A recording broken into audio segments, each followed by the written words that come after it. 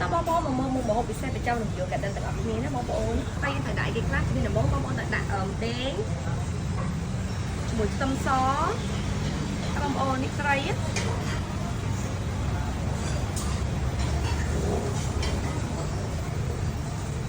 បងនេះប្រហុកសាច់ណាបងប្អូនแล้วมันยังดักบากจองโจมอ่อนเวลาถ้าดักมันก็จะดักละห้องขนาดที่บนใครบางคนเดี๋ยวทราบไปนะแต่ยืนดักละห้องก่อยเก๊คือละห้องนู้นคืออดรวยยี่ให้เถอะพวกไผ่ยืนติ้งติ้งจะอันโฉดไปจนบางคนดักละห้องจมมันนะบางคนคนดักกระแดมที่คู่กระแดมมาอุ้มบางคนมันคือกระแดมอ่ะไม่ไหนไม่หนูบางคนต้องมายืนดักปึ๊บบางคนปองไตร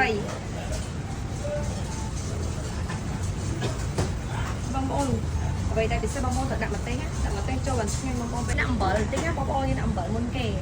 យើងដាក់អំបិលហើយបន្តមកយើងដាក់ផ្លែទឹកត្រីបងប្អូនដាក់តាមចំណង់ចិត្តបងប្អូនចូលចិត្តរសជាតិដល់រសជាតិទាំងអីយើងដាក់បានតាមចំណង់ចិត្តណាបងប្អូនហើយបន្តមកយើងដាក់តតិចទៅ